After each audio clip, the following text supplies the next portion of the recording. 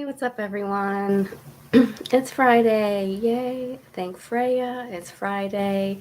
I don't know about you, but I'm so glad it's finally the weekend, and it's actually my birthday weekend. So happy birthday to me.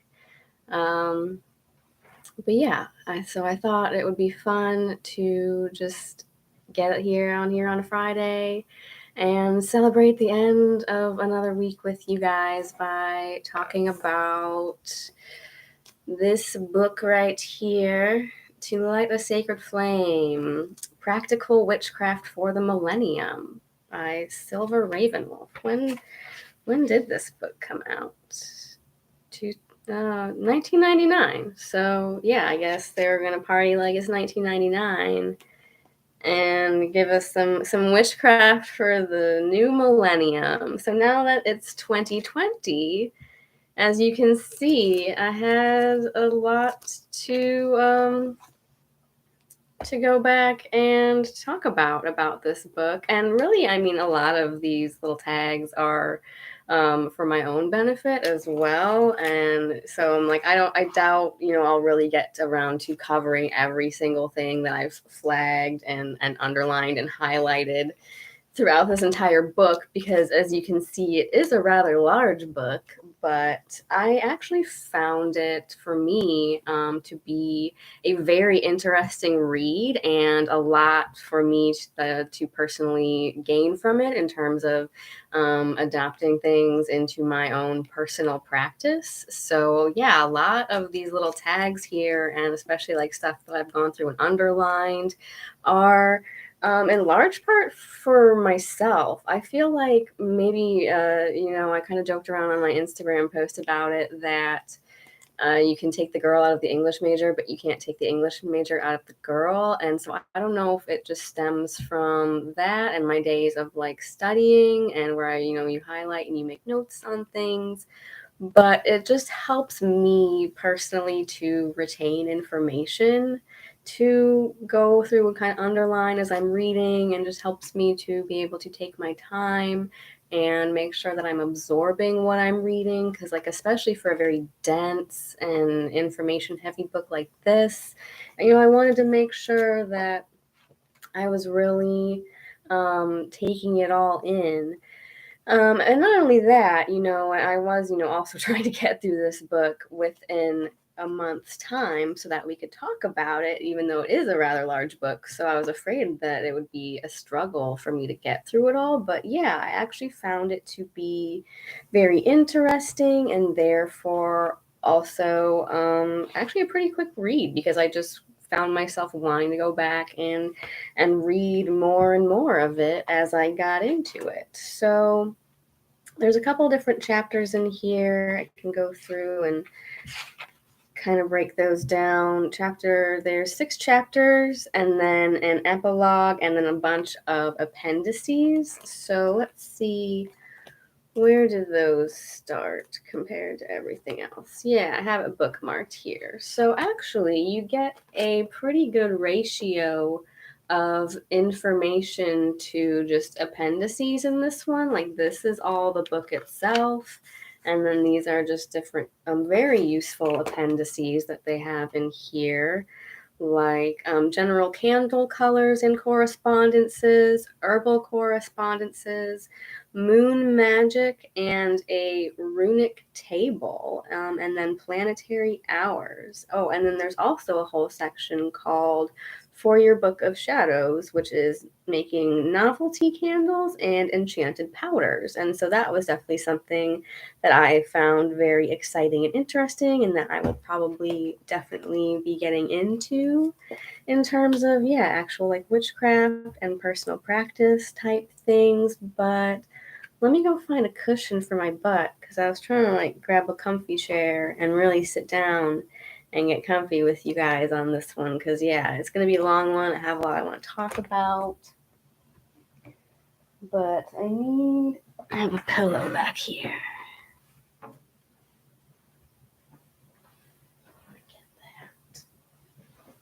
Is it also maybe a booster seat because I'm really short? Perhaps. Yeah, that's better. So yeah, I'm getting comfy. I hope you guys are comfy and ready to talk about this with me, because not only do I have all of this, but I also have notes written down in my little notebook, just a kind of notes that I just found myself taking as I was reading, more for the purposes of the live stream, just in terms of my overall impressions that I was gathering from the book, or just overall general ideas or ideals that she was putting forward in the book that really resonated with me personally, that I wanted to make a note of to share with you guys. So let's get started. I really like the tone in which this book is written. It is kind of a very like casual, informal, um, easy, laid back, and accessible kind of tone that the author has that I really like. So, and yeah, it is like very modern in terms of the jargon and kind of the everyday examples that she gives.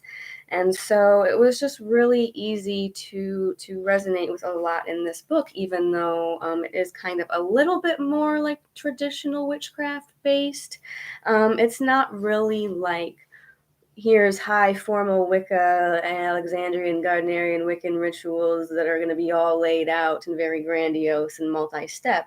She does, give a lot of rituals that you can do in this book, but they're very like quick and adaptable and not complex. And then one of the things that I really liked about this book is like the author does a really good job of emphasizing that like all of these things and these tips and these correspondences and tools and rituals are very like just decorations on the cake. It's all just icing on the cake. And so it's like you don't really need any of it. You can, and so I like that she does put forward that idea that like you can make it as simple or as complex as you need to, and you don't need to make it super fancy or use any of the specific words or tools that she's suggesting. They're just more like guidelines or just extra spices that you can add to your magical stew, if you will, to get a bit that little extra oomph if you need to. So I did really like that aspect of things. And then the other thing I really liked about this book is that she breaks it out into these little sections called like magical minutes. And then there's another one. Yeah, I even have it highlighted. It says suggested enhancements for this spell. So it's very like, use it if you want to, don't use it if you don't feel like you need to. They're all just like suggested enhancements for all of these spells. And so, yeah, and she does a good job of kind of explaining like when she's suggesting different tools or times of the day, week, month, whatever, whatever the specificities are that she's laying out, does a good job of kind of giving you a general idea of why these things, why that specific color, why that specific herb. And if she doesn't really go that in depth with it, the appendices in the back do, and it's kind of like a quick handy reference guide for those types of things. I left my door open because I knew a cat would be trying to come in here at some point. Hi, Merlin. But yeah, I really like that throughout the chapters, they'll take a pause from the actual like text of the chapter itself to lay out these magical minutes, these just quick, simple, very easy spells that you can do.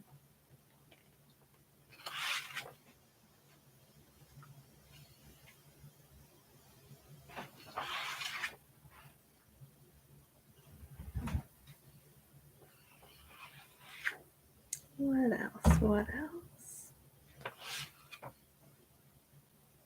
Yeah, here's another one that I thought would be good. Magical minutes. The fear disposal can. Just take whatever's bothering you and put it in an old coffee can and give it to the goddess. And I like she keeps it generic with like just the dark goddess, whatever dark aspect goddess you work with. You can put whatever one you need to in there to fulfill that role, or just give it to the dark goddess. So, whatever floats your pagan boat. And you give it to her and you bury it in the ground and then you walk away. That will definitely probably be something that I will be incorporating at some point here as we get into the latter half of the year and toward Samhain and all that fun stuff. All right, so next in this first chapter, she goes over some basic witchcraft laws. One thing that I did highlight here after I just did that whole live stream last week with Shadow Moon Witch, all about the kind of origin of symbols in Wicca. She kind of briefly discusses here that there are a lot of different laws that witches may or may not choose to follow. Collectively, these laws fall under the heading of the ordains. Capital O, I guess, is the formal traditional witchcraft name for it. And she does say most of these laws stem from the craft practices of Gerald Gardner, Alex Saunders, and et cetera, et cetera. And I have highlighted here that although many crafters think that the laws are older than the 1950s, no one has any definitive proof either of their validity or their age.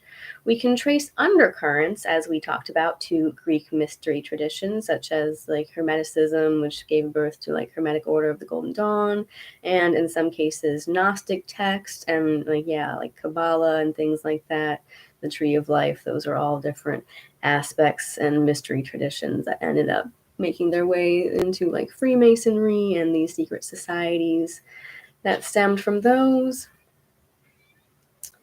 But she says, regardless of the historical accuracy surrounding the origin of the laws of the craft, many of these rules do still continue to serve us well today. And so I would say, while I myself wouldn't call myself, a Wiccan or a traditional witch per se, because I'm very, eclectic, intuitive, just do whatever the fuck I want, whatever you want to call it. She does do a good job of just kind of briefly going over the general spiritual laws that you might encounter when dealing with magic. She says they exist as a code of ethics or morals, giving the crafter a guideline for spiritual living, whether you practice solitary or in a group structure. And she splits it out into spiritual laws and practical laws. And just, again, emphasizes that these are kind of more guidelines that you can take from when constructing your own personal guidelines and beliefs that you want to follow in your own personal practice. Oh, and then there's a third type of craft law here, mundane law, which belongs to group hierarchy, and most of these won't apply to a witch practicing alone.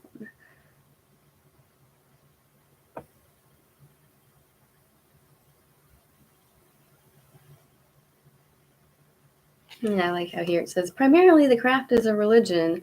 True, it's a religion of self-empowerment and fulfillment, but it is a religion after all, which is maybe something that made me kind of shy away from it, is that, I'm a chaos kid. I gotta do what I want. I reject authority. But yeah, again, I think that's maybe what makes Wicca a little bit more appealing if you're looking for something more structured, because even if the Gardnerian Wicca in and of itself has only been around since the 1950s, that's still a long time at this point. And again, in especially the early days, the only source material a lot of practitioners, even in the 80s and 90s, and like me when I was growing up, had get our hands on. And so I do, so there are a couple laws here that she breaks out of just general spiritual laws of the craft, which are that witches know that no truths are absolute. Witches understand that the universe consists of perfect balance. I do like that one. Everything definitely does have to be balanced and have some yin and yang. And it definitely gives me very like Vanir vibes now these days, working with Freyr and Freya as kind of divine masculine and feminine, and that polarity and that duality, whatever you want to call it.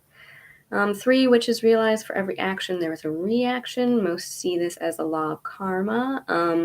It makes reference here to the more formal one that you might hear tossed around a lot of like the rule of 3, the threefold law. What you manifest or whatever you put out, and especially in terms of spell work, will come back to you threefold. And so even if I'm not like a traditional Wiccan that believes in that it's like that formulaic like that, as she says, it's kind of just more of a belief in karma, whatever name you want to give it, but just that general sense that whatever you do put out into the world is going to come back to you, whether it be threefold or just in minor, subtle ways. I definitely do think that is true. I am a big believer in karma myself. And let me tell you, she is a bitch. And sometimes it can be pretty satisfying when you do get to see it in action on others, but not so good when it comes back to bite you in the ass. So yeah. And then the other one that I really liked is witches know that we are all one, we are all connected, and I definitely think as again Norse or Northern Pagan, that ties into that concept of the web of weird. I think we're all threads in the pattern, as Moraine would say in the Wheel of Time. We're all connected in that way, and just having that general realization of everything is connected. We're all connected to every other form of life and every other thing that happens on this planet. We're all impacted by it in some way. So I think that also helps us to be mindful of what kind of energies and what kind of workings you are putting out in there into the world, because even if it doesn't come back on you directly, it's still going to have an effect, either directly or indirectly, maybe sometimes in ways that you do intend with your spellcraft, and maybe in some ways that you didn't necessarily mean for it to happen, but it's going to happen that way. So yeah, be careful what you wish for. And there's more in there, but I'm not going to break them all out. And then, it goes into practical laws of the craft, which they say grew out of the experiences of other witches and magical individuals. Indeed, witches are very good at taking concepts developed by others and improving on them. We see this in ritual, where many witches, parentheses, including Gerald Gardner, moved information from ceremonial practices of those he befriended into shamanistic methods of the witch. And this was an interesting thing. It says, especially since we were talking about symbolism in magic in my last live stream, the concept of the pentacle or 5-pointed star representing earth, air, water, fire, and the spirit of man encompassed by the circle was originally a ceremonial concept. Some say that it grew from astrological movements of the planet Venus. Others indicate that the Knights Templar were responsible for its inception. But today it's just gotten to the point where it's just the traditional symbol associated with traditional witchcraft and Wicca and all of those types of things that might fall under that umbrella. And so I do have a piece of jewelry that I picked up just at the shop. I think I got it for free, actually, just as a part of a bonus added on to a purchase I made at a crystal shop. But I don't really wear it that often, because again, I don't consider myself like a Wiccan or a traditional witch, and so that symbol just isn't that I've worked with very much personally in my own personal practice. But I did think that it was nice that they did take the time to kind of break out some theories and some symbology for us there on what that might actually stand for. We all know the 5-pointed star in the circle, but what does it actually mean? Which If you, like me, are also a fan of the Dresden Files, then I think he does do a really good job, actually, of explaining what it means in there. And now that I am kind of a practicing magic crafter myself, I find even more that resonates with me in those books in terms of just our own minds and symbolism of the mind being tied to magical craft. Like, I especially like his way of potion making in those books, so that you have an ingredient to kind of tie back to each of the 5 senses, or the 5 elements plus 1 for the mind and or spirit, which can be a very good way to go about things if you are just getting started and wanting to do spellcraft or potion making or what have you. So some of the practical laws, I think is, just a lot of take it or leave it as you see fit, but some good overall guidelines. Never practice a magical application or system that you don't fully understand. An adept practitioner is an informed practitioner. I feel like that kind of varies depending on what type of witchcraft or magic you're getting into. I feel like since I am kind of just eclectic and do whatever I feel I need to in the moment, I am trying to kind of rein myself in and take baby steps with that whole process and not try to do too much too quickly. And I think that's kind of just responsible magic craft 101, in my opinion. Like, with great power comes great responsibility, and just because you can doesn't mean you should. If you should at least be wise enough to know that you don't know everything and not try to upset the whole order of things with your phenomenal cosmic powers, because again, we're all connected in the web of weird, and that might have an impact in ways that you don't know or can't see at the time. Oh, I see a tail. It's Loki. It's a Loki boy. Yes, I see. Are you gonna come join? There's things like don't set a price on magical work, which I feel like, nowadays social media witches are a dime a dozen, myself included. So I feel like we're allowed to peddle our wares as long as we're doing it in a responsible and ethical manner. But don't be trying to like scam people or anything, because again, karma is going to come back on you anyway. So just don't do it. Not only should you just not do it because it's the right thing to do, I think you will find that it will reflect on your own personal practice.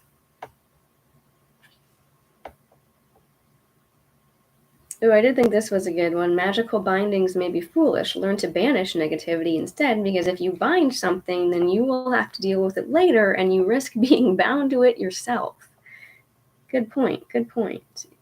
I think that's why, I try not to just even hold on to grudges or like anger and negativity and that type of thing. Just let that shit go. Don't bind yourself to anything like that. Cast it away from you.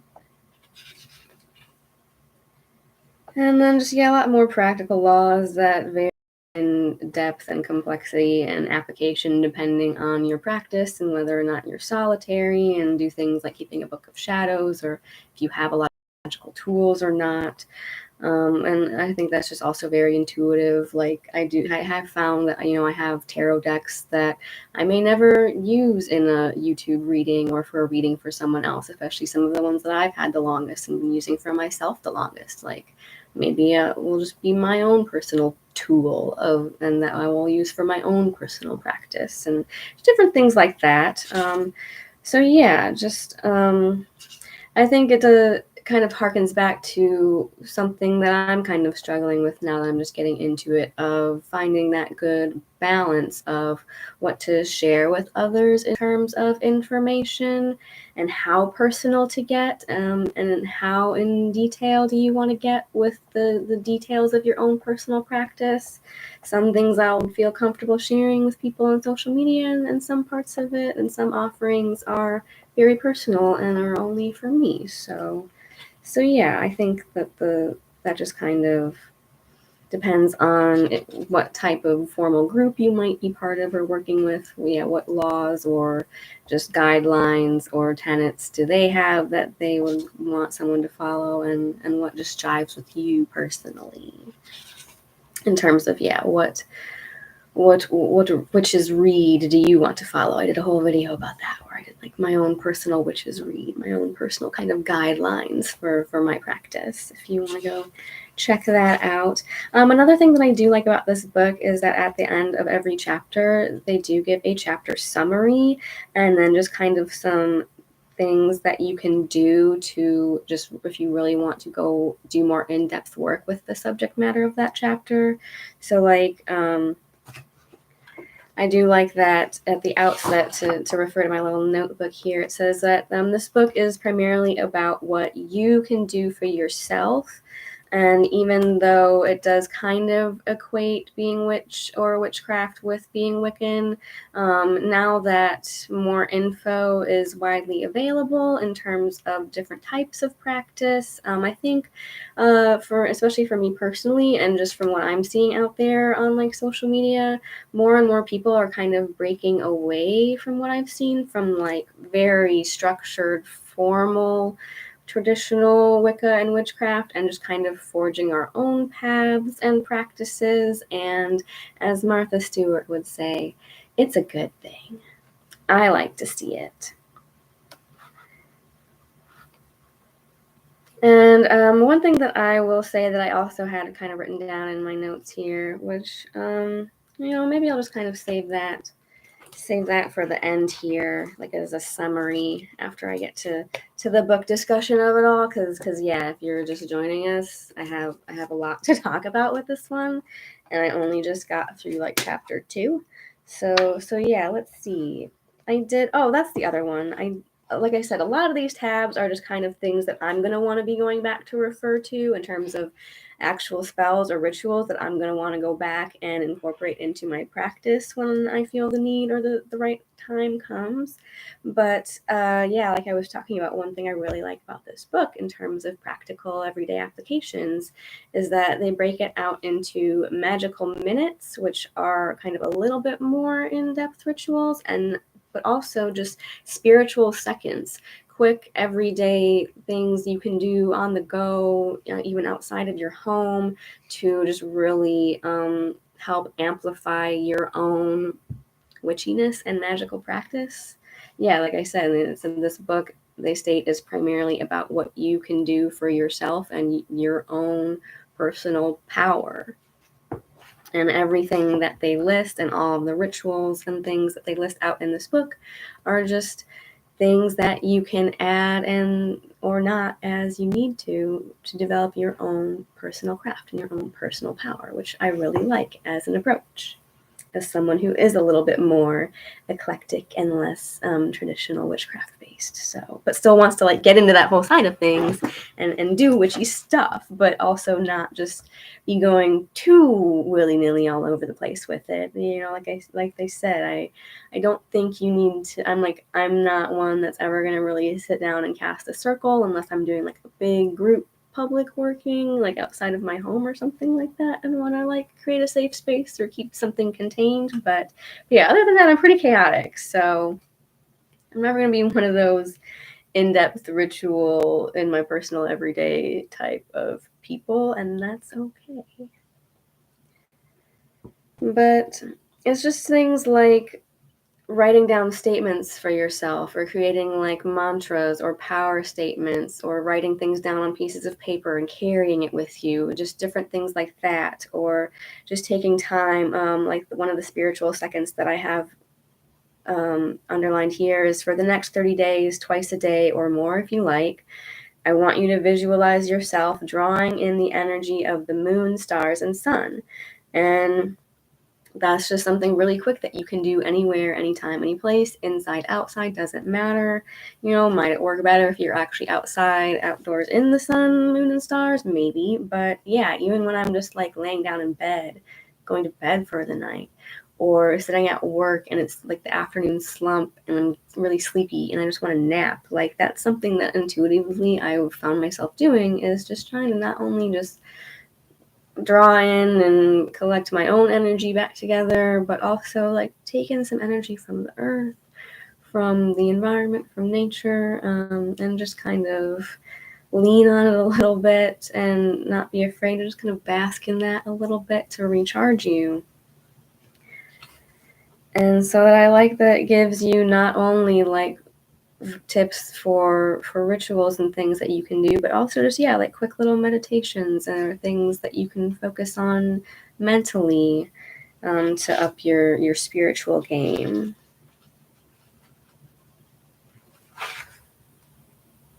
This was a good point that I liked. When you succeed in raising your vibrational rate, you will start to find yourself with new abilities. And here is where some students of the occult open their eyeballs very, very wide and subsequently quit their training. And this resonated with me a lot. Why? That darned old fear thing again. They think that they might be too powerful and hurt someone. And so I was kind of complaining about this just the other day to someone, saying that I'm apparently, like, I took a quiz online and learned that I'm actually like very highly suggestible to things like hypnosis. And because in this book, they also go a lot in depth into the concept of like mental fascination and personal fascination, raising your like vibrational awareness and basically raising your mind into an alpha state, which is basically also what hypnotherapists are doing when they're putting people under hypnosis.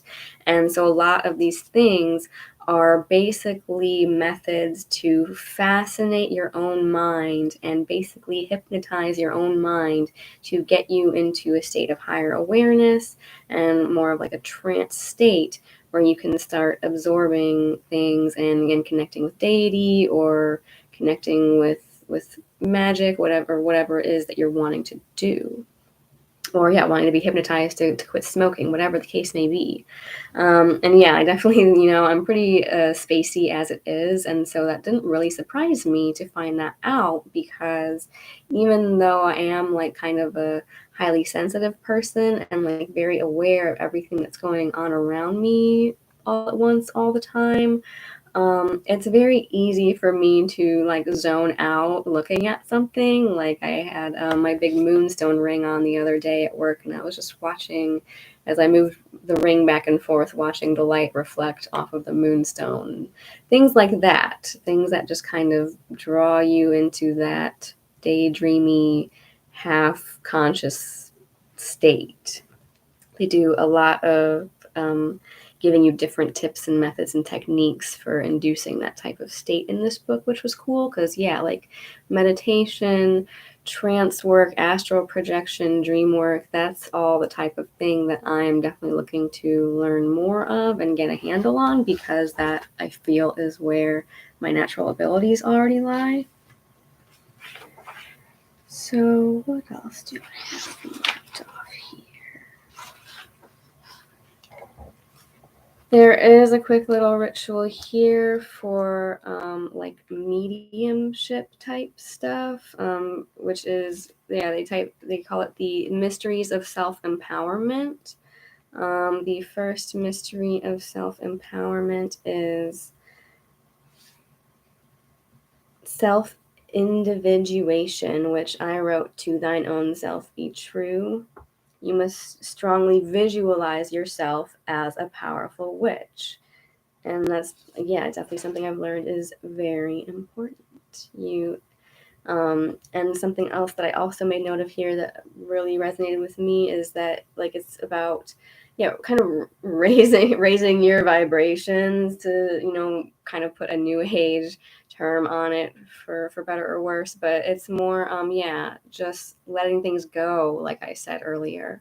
In your everyday thought, you must learn not to lower yourself to the base emotions of hatred, jealousy, or irritability, because these self-manufactured thought forms will and do drag you down. Yeah, and this is something I talk about a lot. When the lady in the supermarket line forgets to move your cart up and you're just getting irritated with people out and about on your errands, which I do a lot very easily. I hate leaving my house because it's too peoply outside, but I try not to like let it really get to me or stew in it all day, because your personal fuming will not correct that person's personality dysfunction, and really all your negative emotions are doing is dragging you down. That asshole that cut you off in traffic, they probably weren't even aware or don't care that they did that. And meanwhile, you're stewing in it and mad about it all day, and that person could care less. And meanwhile, like, you're just angry now all day for no reason. Like, let yourself feel it and then let it go. Get on with your life. Don't hold on to it. So yeah, it's just, kind of having that Zen mindset of staying in the moment and just constantly jettison negative thoughts from your mind. If something upsets you, tell yourself it's okay to have those feelings and then let them go. It says you can also learn to raise your vibrational rate and practice this anytime, day or night. You don't, and one thing that I do like is that they do make a point of emphasizing that you don't need a correct planetary hour, perfect moon phase, or the right element to work in and with spirit. You can just do these things to meditate or raise your vibrational rate by blocking out negative thoughts and replacing them with positive ones. And that even though things like daily devotions, rituals, and acts of honor at your altar will also get you into that mind state, you can learn to access the divine at any time and any place. And in actuality, these devotionals just teach you to raise your own spiritual self. Rituals enhance and draw power to you, and acts of honor affirm your ability to raise and draw power, which I really like that concept.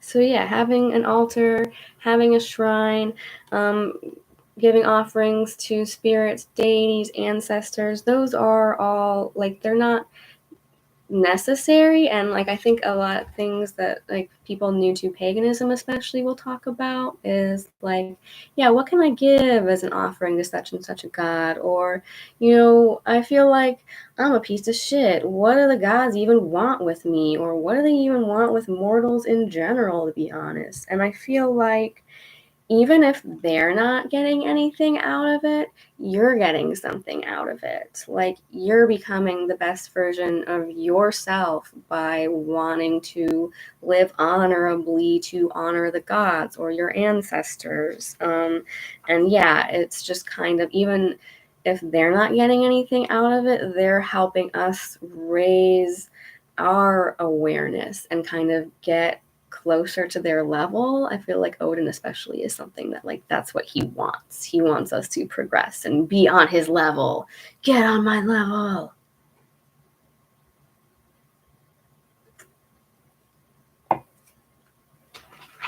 So yeah, I just found a lot in this book that just really resonated with me. She gives a really good like base ritual for calling on ancestors that I really liked, as someone that's like hasn't really dabbled too much in that yet, but it's a big part of Norse or like northern pagan traditions, and just a lot of traditions in general, is ancestor work.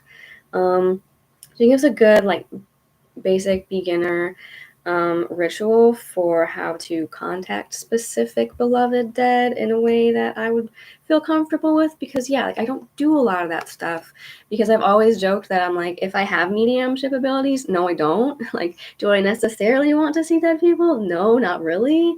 So yeah, if I was to call on ancestors, it would be in, I think that would be one instance in which I would want to be kind of very formal ritual with it, and maybe cast some circles and maybe just have some protection down first to make sure I'm calling on the specific spirits that I want to be inviting into my space.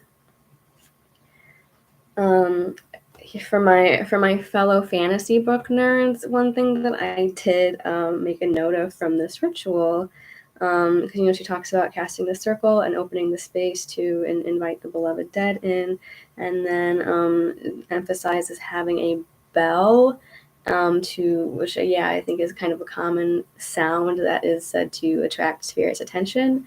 And they say to ring the bell 9 times, which if you have read the Sabriel or Abhorsen series by Garth Nix, I thought that was cool because bell ringing and bells and sound are a big part of the magic and necromancy of it all in those books. And there are 9 gates to the underworld that the dead must pass through. And so you ring the bell 9 times, and the Abhorsen, the head necromancer in those books, has 9 bells with which to summon and control the dead. So yeah, the whole thing with the 9 bells, ringing the bell 9 times, I thought that was interesting. 9 is also, a very significant number in Norse mythology or like Norse magic tradition and things like that. So I thought that was just kind of interesting to make note of. There's a whole section in here all about animal spirits and their associated meanings and energies, which was cool. Another thing that I thought was cool, because we're talking about mysteries of self-empowerment is this chapter. The second mystery is willingness to trust the mother and the father, which is just like divine masculine and feminine, whatever name you want to refer to it as. Having faith, basically, which for me is someone that was not really raised religious my whole life, is still a concept that I'm learning and dealing with. The fifth mystery is the mystery of reincarnation. And one thing that I did like and underline here is that I love that they acknowledge that, like, don't get hung up on your past lives. Like, it might be cool to know what they are, but don't get hung up on them. They're past lives for a reason.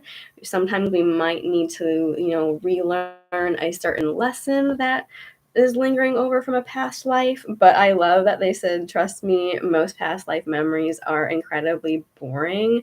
And talks about like going through a really long past life regression session only to realize that they had spent one life just as a seamstress, which cracked me up because, like, I swear to the gods, in a past life I must have been a scullery maid, because if there is one thing I cannot stand, it is specifically scrubbing pots and pans. Not dishes in general. I'm cool with that, it's whatever.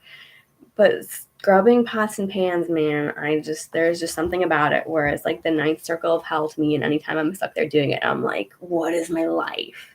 So maybe I just spent an entire life as a scullery maid down in the kitchen scrubbing pots and pans and was like, never again.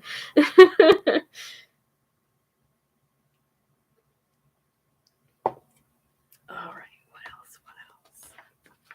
Talks about the importance of keeping your eyes open to recognize synchronicities and the power and importance in that. Learning how to banish stuff from your life. What else do I have marked off here? Chapter 3, the solution lies in you. As I said, I love that this book emphasizes that the most powerful tool the witch possesses is his or her own self, because that has been a very important lesson for me to learn, not only in witchcraft, but just in life, and especially working with Freya, who is big on self-love. Just learning that the most important step you can take is just stepping into your own power and just having the self-confidence and the wherewithal and the presence to be like, yeah, I'm a witch. I'm a magical bitch.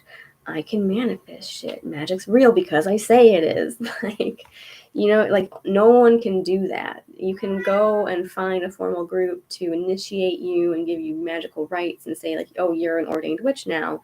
But if you don't believe it, your spells still won't have any power behind them, if that makes sense. Yeah, and then again, I have noted here the art of mental fascination. The example that they give here that they would use to kind of trance themselves out was staring at a slinky, which, like, who hasn't just gotten distracted playing with a slinky for way longer than you thought you would, right? But just training your brain to relax and go into that kind of half-aware alpha state, meditative state, and just different ways of doing that, which I thought was really useful. How that mental state relates to magical applications in terms of just, getting yourself in the state to focus your will and call up power and manifest different techniques. Like I said, a lot of these tags that I have here are more just things that I want to incorporate in my own personal practice. But one that I did have noted here that I wanted to share with you guys was I really liked this idea of when you are kind of doing meditation and training your brain to go into this meditative state or this alpha state, you can light a candle and like get some essential oils and like put some on your hands, and then as you're getting ready to go into meditation, you smell that scent and you're training your mind to connect your goal or like connect that state of mind with that scent. And so that is something that I thought would be cool, because then like Pavlovian effect or whatever, you can more easily get into that relaxed state of mind eventually just by smelling that smell. I think that might be something I have to try incorporating. I have made like my own Freya like essential oils that I was going to use for that type of thing to kind of anoint myself with before spells, rituals, what have you, or just like going to talk with her at the altar to, like hopefully eventually more easily clue my own mind in like whether or not you believe that, oh, these scents or like lavender is going to do this or like this scent's going to do this. It's all about just whatever unlocks your brain or like flips that switch in your brain to do whatever it is that you're wanting to do. So like if I'm just able to be like, oh, whenever I smell this smell or put this essential oil on, it's meditation time, it's ritual time, then eventually, like as soon as you smell that, it will more easily get your mind into that state without you really having to try as hard or spend as long to do it, which I could definitely use some help focusing, because I can hyper focus on something when I really want to, but it's like getting to that state that can be the problem, I think, for all of us. I think I found some really good videos years and years ago from like a Buddhist monk where he referred to it as the monkey mind. Monkey mind is always looking for distractions, anything to distract it from like really just being in touch with itself and, not just flittering about on the surface and being distracted by the day-to-day and whatever. Shiny things, squirrel. 6 major types of suggestions for a trance state. So I really don't have a whole lot to talk about specifically with this, but it's very useful if you're just like me, a beginner and wanting to get into those types of techniques. There's one that they have here called the angel fascination that I thought was interesting. They say they found the energies of angels provides a safe, secure environment. And so I thought that was kind of interesting because I know some other practitioners that work with archangels or call upon archangels in their personal practices. And as someone that was not raised religious and is not really like Catholic or anything now, I'm like, well, that's interesting. Like you're not really of those faiths anymore, but you're still working with those beings. Or maybe you were never, of like an Abrahamic or like Christian Catholic tradition, but you still call on the archangels and things like that, or use angel magic. And that kind of fascinated me. But again, it's just kind of, whatever floats your boat and whatever your mind connects to most easily. And they kind of made a good, interesting point here that what they refer to as angelic energy is just energy or beings that have been around since humans decided life included stuff that they couldn't see with the normal eyeball. We're talking about beliefs and practices used before the inception of actual Judaism or Christianity. And so in their point of view, angels don't belong to any one religious philosophy, and they're just energies that can manifest as all-encompassing and can be bridges to all different types of faiths. And so they also say that, it can just be a very like beginner-friendly, safe, and secure energy to call upon because like in general, you can trust who you're working with, if it's an angelic being. The other thing I thought was interesting and that I like that they talked about here is glamories. I've done a couple videos now about glamories. I love me some glamour magic. Chapter 4, turning your environment into harmony. I really liked this chapter because it's all about cleansing, just from like mundane everyday cleaning and like ways you can incorporate magical elements and correspondences and tools into just your everyday house cleaning. One thing that I liked, it gives an example of like taking a ribbon and asking like deities or whoever you work with to bless and empower the ribbon, and then tying the ribbon to your wrist before you go about your chores and your cleaning. And so something that I thought you could do with that would be to like wear a specific bracelet. I have a lot of like magical bracelets that I don't usually wear day to day, but maybe you could like dedicate a specific piece of jewelry to like be something that you would wear during your cleansing. And again, it's just like that key for your mind and your will and your magic that like, oh yes, this is my magical house cleaning bracelet. I'm in empowered house cleansing bitch mode now, and just gets you into that mind frame of like, I got my bracelet on, I'm ready, let's go do this. So I liked that idea. I ended up like actually having to put this book down at this point when I was reading it, because I was already like feeling like I was overdue for a house cleansing as it was. And I actually really liked a lot of the tips and ideas and suggestions that they give for cleansing and clearing your space in this book, that I had to put the book down and go do it right then and there. And it was really helpful. And another thing that I keep going back to is that like they give you specific correspondences that you can do, where it's like for the living room, you want creative and harmony energies. And so they picked specific colors, orange and white, a specific deity, Brigitte, a specific magical symbol, a specific totem animal, and a specific element to work with in that room as you're cleansing it. And I love that they then go on to explain further, okay, how did I choose these correspondences? Well, I just thought about it. And so you just thought about like, oh, white stands for peace, purity, harmony, and that whatever colors you choose might not be the same as the ones written down in this book, or whatever deity you choose might not be that specific deity, but it's just whatever signs and symbols help your mind make those connections to those concepts. Like Frigga is the goddess of the hearth and home, so I can call on her for help cleaning my home and protecting it. Whatever helps your brain step up the stairs of that pagan staircase and get to the point where you feel empowered to do that spell, that's when you call upon those specific things. It doesn't have to be exactly what's laid out in these books. And that, like, yeah, these are just their own personal correspondences, or just more general verified personal gnosis or traditionally associated signs and symbols, but the important thing is to create your own.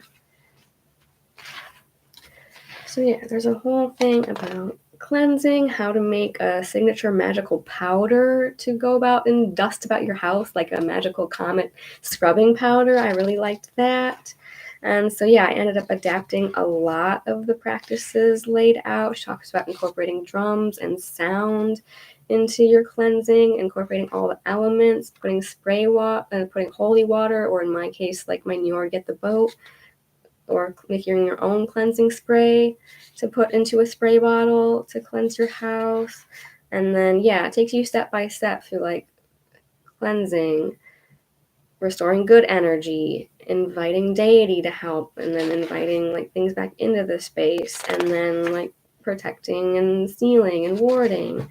All different kinds of useful tips, tricks, and suggestions in this book that I really liked. She even talks about like blessing your major appliances, things like that, like very practical. There's a whole list here of like creating harmony in your office or place of business.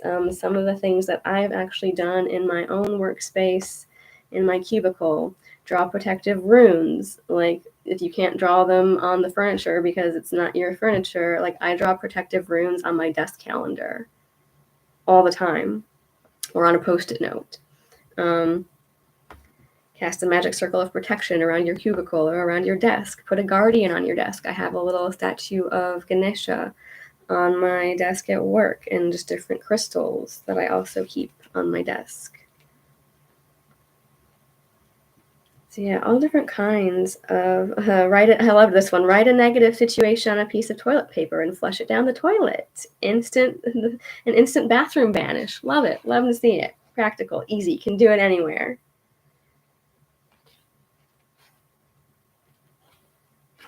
Magical minutes. I love this one. Magical secrets, for people who are in the broom closet. I love that they give a whole list of suggestions for like ways you can still practice if you're in the broom closet, like incorporating angels, and that can be your symbol for like Freya or a goddess or just different spirits. Oh, it's my guardian angel.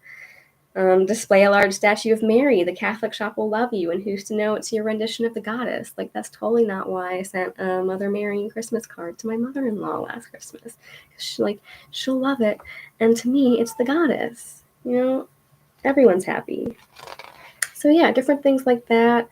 Lots of really helpful suggestions. There's even a whole section here for ghost busting or banishing unfriendly entities and things like that, linking spells and fascinations.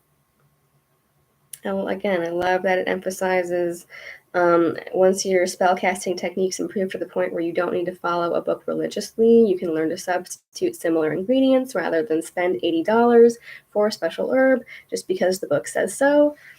Love to see that. I think that's very important to just use what you have. If you don't have lavender, but you have like some dried rosemary in your spice cabinet, fucking use it. As long as your mind is telling yourself like, this is my peaceful, protective, cleansing herb, then it fucking is. So yeah, again, if you don't believe in the power of spellcasting, then you won't succeed.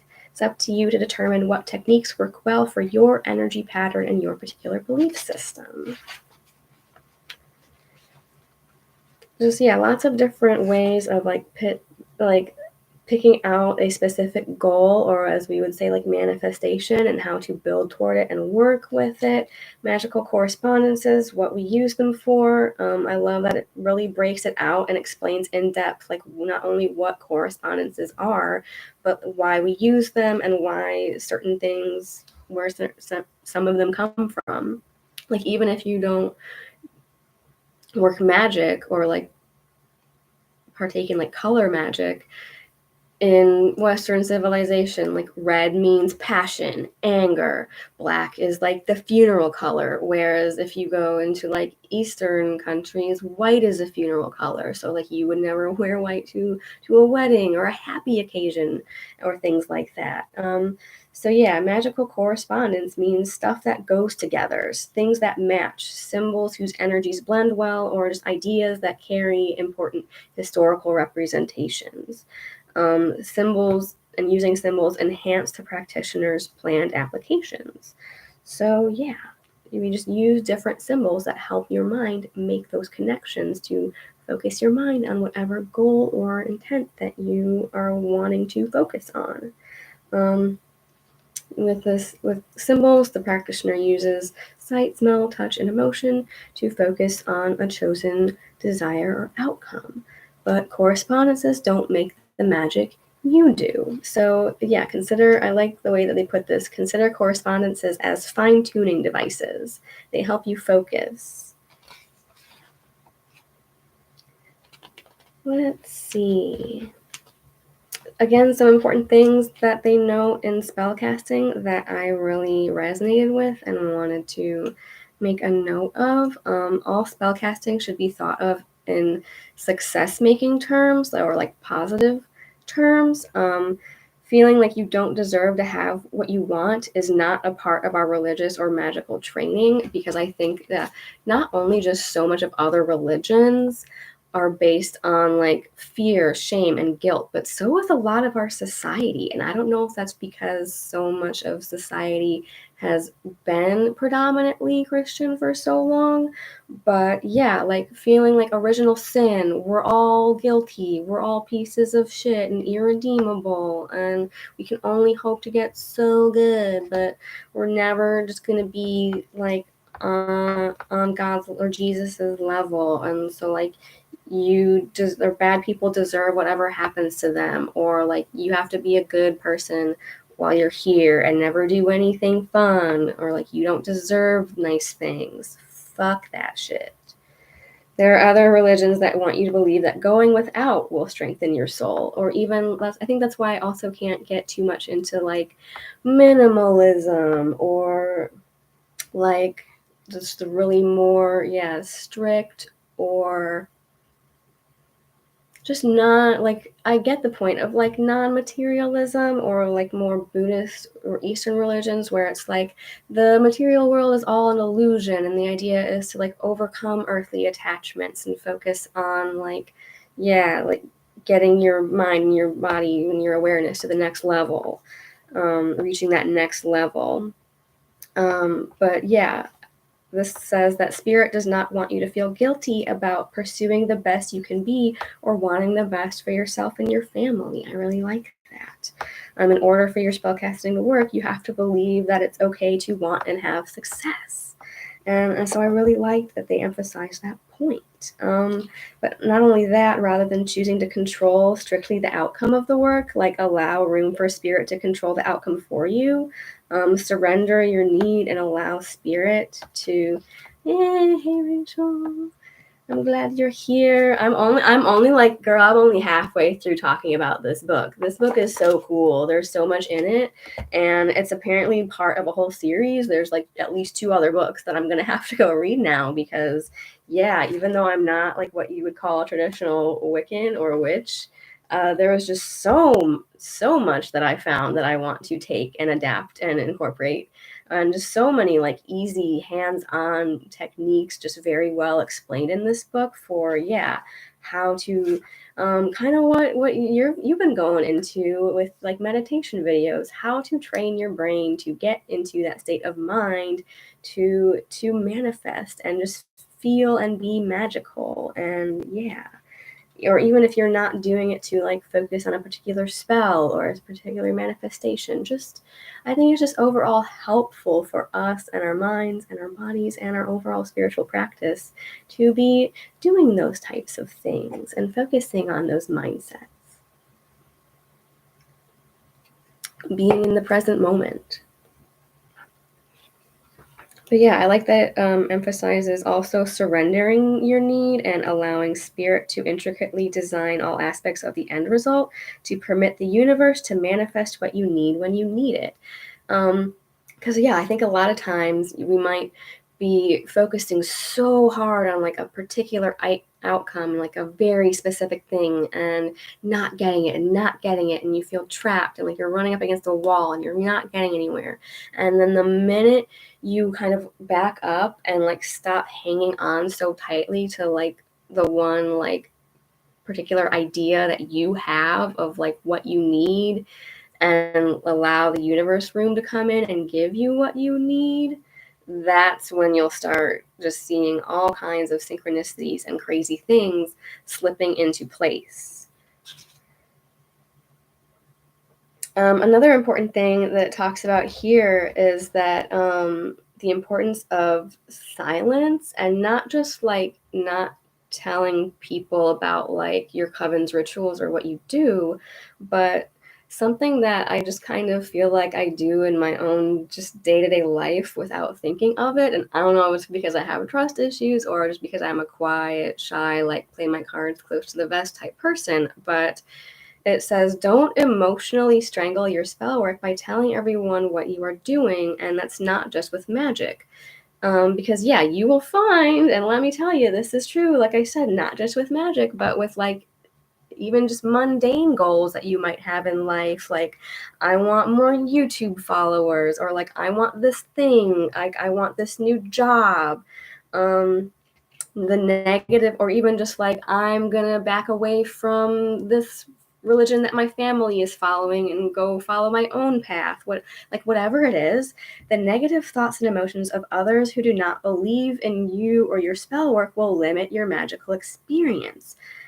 So on a mundane level, the negative thoughts of others can defeat even your everyday purposes. And so, yeah, to feed those who are not close to you with private information fuels unnecessary gossip. So it doesn't mean you can't talk about anything, but just to choose wisely, like what you communicate and to who. And so, yeah, I think it's kind of like goes back to the whole superstitious belief of like, when you make a wish on your birthday cake and you blow out the candles, you can't tell anyone what your wish is or it won't come true. Like, yeah, sometimes it's okay to keep things to yourself. And like, yeah, that's definitely just how I am. I feel like, because not only are we all just afraid of judgment from others and negative feedback from others, even if it's not something that's going to happen, we can just be afraid that it's going to happen and withhold things for that reason. But sometimes it is true that if you tell someone about your plans, like even if they don't tell you to your face, like, oh, I don't know, I don't know if that's such a good idea, or like they're just kind of talking to themselves when you're not there, like, oh yeah, did you hear that she's like doing such and such a thing now? Like, oh man, yeah, I don't know about that. Like, that's why it's like, whatever it is, whatever I'm working on, usually I'm the kind of person that I'm like, I'm just gonna be making my plans and executing them in the background, and then by the time you find out about it, it's already done, fully formed, fully finished, like already done and been and done the thing, and it's happened. And then you'll find out. So let's see. Okay, yeah. This just came up in the Discord the other day. The struggle with asking for help.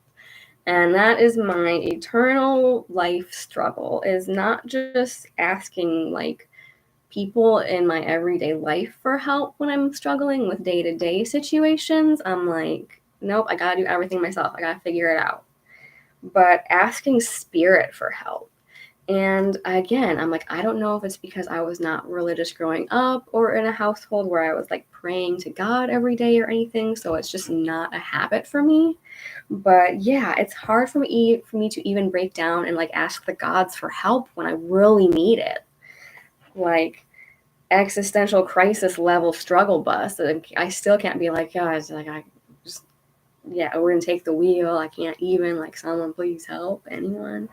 But I really liked this passage that they included from a book called Charms, Spells, and Formulas, which is apparently a book from the year of my birth, 1986. But it says it can take an individual from 1 to 4 years to really learn how to practice natural magic. For the first year of training, the student's primary concern should be their own spiritual development through meditation and daily devotion. And I think that's really cool and like a really good thing to follow, and something that I kind of felt drawn to very early on in my own personal journey, even after meeting Freya and having like profound spiritual moments with deities and finding out like, whoa, like gods are real, you guys. They proved their existence to me as far as I'm concerned. But when it comes to like the day-to-day of like, how do I pray to them, it's weird, and it still feels weird because I'm not used to it. And so, yeah, it was kind of, again, one of those things where I didn't want to throw myself in head first too fast and be like, I'm going to oath myself to Odin right out the gate and like make a lifelong oath to him, or like make a lifelong oath to Freya and take her as my formal patron goddess forever and ever. Yeah, I was like, I'm going to give myself the traditional year and a day, and just for at least the first year, year, and now I'm like going into year 2 and still feeling like I really need and want to work on developing my own personal practice. Because like for the first year, I was really more like branching out of my shell and in like the honeymoon phase of it all, and like going to gatherings, meeting other pagans, doing like big rituals and stuff, which I think really helps you kind of like connect on a bigger level.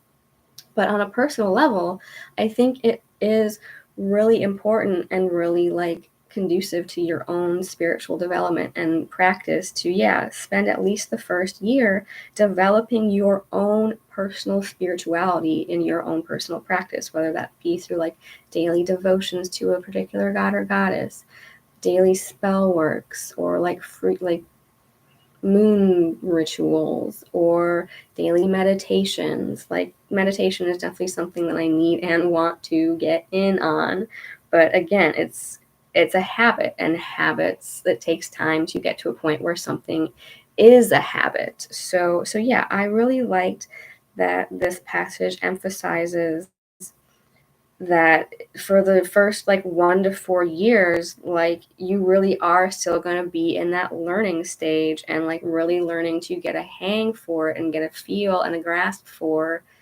not only magical practice, but just the whole kit and caboodle. Because the thing that I really emphasized and underlined here was the student must also learn how to pray. This is And yeah, for me, that's been something that's been kind of hard for me to learn how to do because I'm not used to it. But yeah, I like that it says, "For wisdom is the stripping away of all delusions, whether self-induced or through the influence of others." And that just ain't some Odin words of wisdom for you. True wisdom is knowing how much you still have to learn. And how, even like you can never learn everything. There's always more to be learned. So let's see. Good spell casting technique, personal power.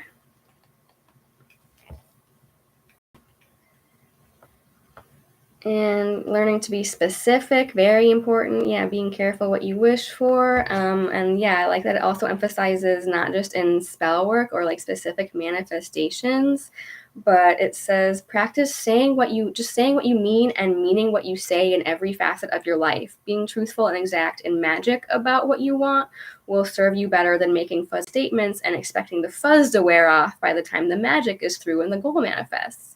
So not only like be clear in your intent and your thoughts with ritual, but like another book series that I liked reading growing up and that I still think is like kind of has a lot more for me to go back and explore now that I'm kind of in the thick of it as far as witchcraft and magic is the Symphony of Ages series by Elizabeth Hayden.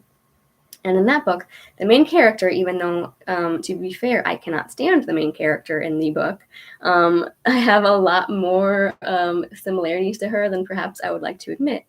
In the book, she is what's known as a namer, which is basically a high-level bard who is able to do magic through music and speaking truths.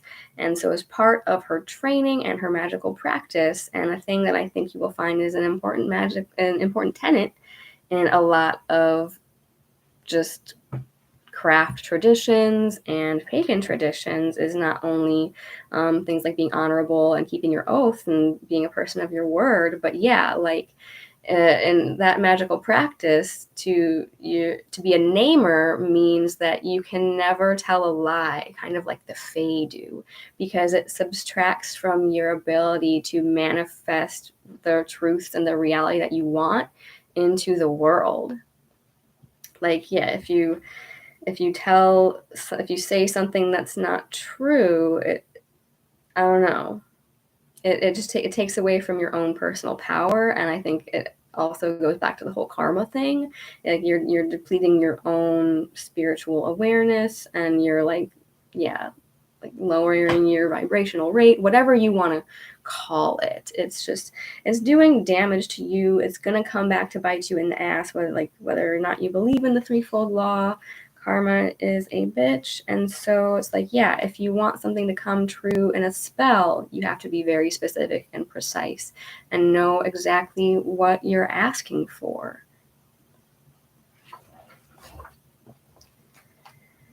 Incorporating divinity into your spell work, things like that, very useful. Accessing your higher mind. Oh, I really liked this. It says The author says, in my opinion, the main reason why we have appeared on the earth plane revolves around our efforts to raise the vibrational level of our higher selves, as well as assisting others to raise the level of their spirituality too. And I think overall that really is what I feel like a lot of us have been put on this earth to do, and why it especially might feel like a lot of us are not only here and in this place at this time, but especially feels like within like the last 5 to 10 years in particular, a lot of people such as myself are like coming back or rediscovering or reawakening to these things, both in the world around us and within ourselves. And so yeah, I think like not only have some of us like awakened before others, it's so that we can now help others who are just starting out along that path. We're all helping to raise each other up. A rising tide lifts all boats, as Njord would say, to put a little nautical proverb in there for you.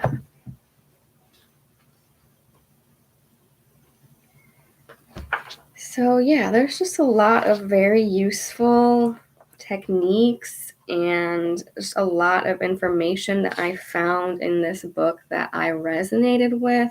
Chapter 6 is all about detailing the ritual, reasons for ritual, and reinforcement of your faith through worship. Serves as a mental launching pad for physical, spiritual, or mental manifestation. Ritual provides socialization with others of like mind.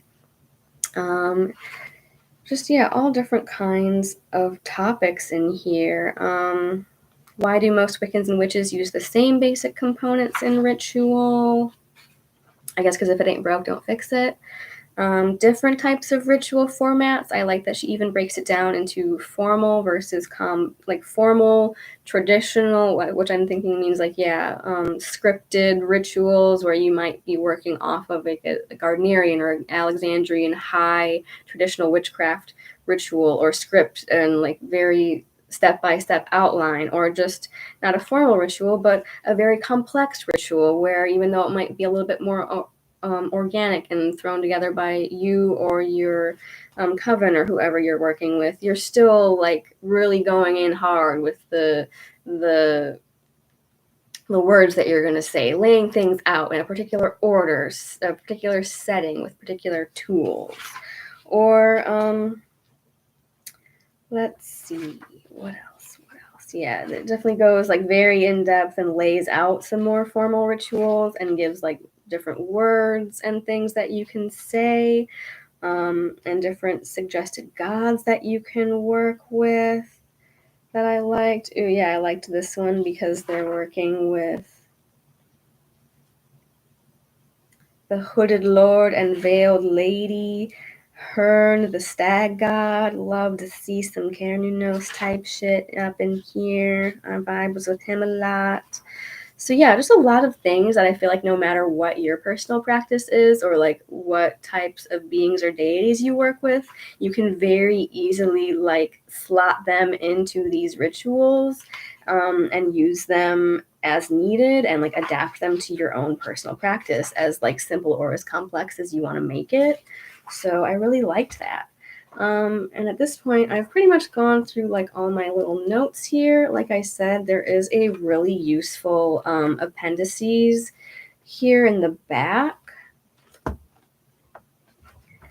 that I love because, like, yeah, this is the type of book that I'm looking for. Like, very practical, hands-on, like here you want to learn different techniques for how to get into it, here's how you get into it. And then if you want like some detailed magical correspondences, we got those too, like color correspondences, herbal correspondences, moon magic, like different associations with the phases of the moon. Here they even have the runes.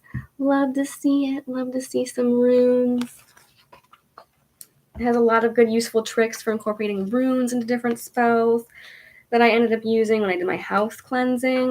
One that I loved and ended up incorporating was like, I liked the idea of not only creating like a magical cleansing powder that you can sprinkle into your house. Yeah, it's very comprehensive and detailed, and yeah, like like I said, I love that not only do they break it down and like give you like the why of like, here's why I'm telling you to use these correspondences, or like, here's why we do this, and not just cast a circle, call the quarters, blah, blah, blah. I'm going to just tell you what to do, but I'm not going to tell you why you're doing these things. Like, in order for me to understand why I'm being told to do something, like, it helps my mind to make those mental associations and make those connections. If I know, like, oh, we're using the pentagram because it represents the like all the elements encompassed by like spirit or human will, or like we're using a red candle because we're doing a love spell, like different things like that. And yeah, another thing, Rachel, that I said in the beginning is that in each chapter, what I really like is that in each chapter, she gives you what she calls magical minutes, like quick little spells that you can do, and also spiritual seconds, even quicker things that you can do, like I want you to focus on like this phrase and meditate on it for like 30 seconds every day. Or like, here's a quick little ritual you can do to connect with a goddess or an ancestor, and different things like that. And that also at the end of every chapter, it gives chapter summaries and different like tips for further study. Yeah, there's a whole list of planetary hours and their different associations, how to make different types of spell candles, suggested reading for more candles, how to make enchanted powders, magical powders, all like, yeah, lots of like really cool applicable stuff here. And so now that we're kind of even past the hour mark, I have just some overall like notes that I made, kind of summarizing my overall thoughts on this book. So first off, I did note that I would consider this book to be kind of more on like an intermediate level, as compared to some other ones that I've started out reading that were kind of very like beginner friendly in terms of like not nearly as big as all of this to begin with, but yeah, this is like very step by step, very in depth, but also like very explanatory. So it does a good job of laying things out and like the why behind it for like people who are more beginner. But in terms of like the complexity and like the depth of the comprehensiveness of all the information in this book, and like really leading you through these rituals and these techniques, I would say that it's more of an intermediate level, just in terms of the sheer amount of information that she throws at you in this book. Again, it's kind of based more on Wicca witchcraft traditions, and that it recognizes that there's not just a god, but a goddess. And I do like that it does note that in some covens and paths, you will even see divine feminine recognized over masculine, but that most paths see the importance of duality and balance, because that's a big important concept to me, and kind of my own personal keyword that I'm trying to focus on is like balance, everything in moderation. But yeah, the book does an excellent job of laying out practical magic, quick, easy spells that don't require an entire production or all these complicated steps or layouts. Like it gives you the particular moon phase, time of day, or like different correspondences that you can add to these rituals if you want. But I love that she says that they're not required. And I love that it includes not only chapter summaries, but like journaling questions and things like that you can do. Yes, I need the why. I need the why behind things. Like, why am I doing this? I'm not just going to be like, oh, I'm going to open up a spell book and I'm just going to pick out these items like I'm following a recipe and expect to throw them all together and have a cake come out of the oven and like, boom, it's done. Where's my magic? You know, like it's more complex than that. I also, yeah, like I said, I love that throughout the book, they do a great job of stating and emphasizing that you don't need specific tools, times, or moon phases to work with any of these things. It's just more to help raise your vibrational awareness, and just it emphasizes doing whatever works for you. And so, yeah, this book reading this book felt like I was finally starting to get into the real meat and potatoes of witchcraft. That's what I wrote down. Like, without fancy dressings or pretentiousness, like, or without it being like just super beginner friendly, like very simplistic, vague, like generic layouts of like, oh yeah, if you're in a coven, you might worship a god and goddess, and you might follow the threefold law. And I'm just going to lay it all out for you, but not really go very in depth. But here's just kind of some beginner outlines of here's what witchcraft is. Like, no, this is, we're getting into the meat and potatoes of it, but without fancy dressings. And yeah, I love the spiritual seconds and magical minutes, helpful quick exercises and spells. I love that it also emphasizes like different ways to not use your own energy, because I'm very guilty of that. And so a big reason why I started going down this path was that I wanted to learn different techniques, which this book does, that teach you to draw power from universal sources, ancestors, past lives, the land, spirit helpers, and deities. Because yeah, again, I'm still learning that I don't have to do everything myself. What else? In the cleansing chapter, the big takeaway for me that I ended up, like I said, having to put the book down as I was reading and go do my house cleansing on my house, because I love the suggestions in this book so much, was that cleansing with a component from each element. So I had a candle for fire, incense, or my singing bowl for like sound or air. And then I had some, you can have like some water, either holy water or just blessed water that you've put in a spray bottle for water. In my case, I just had my candle and my smudging stick in a giant seashell as a bowl. So that was kind of like my water element incorporation. But yeah, I loved the idea of not only learning to call on ancestors, deities, or helpful spirits, but also the elements when doing things like cleansing. Because yeah, I'm just really trying to start to take a beat before I get into things, to call on other sources of energy besides myself, because then I'm wondering why I'm sitting down and just do a quick, easy 20-minute tarot reading or so, I think, and then feeling completely drained afterwards. So yeah, learning to call on universal sources of energy. I like that way of putting it. It does also stress the importance of magical thinking. As I said, like, these things aren't going to work unless you believe it. I did a whole video on the importance of magical thinking, and that if a spell or technique isn't working for you, change it up. Like, it's okay to experiment once you know like the intent behind what you're doing, and like know enough to know like what works best for your mind in terms of tools and things like that.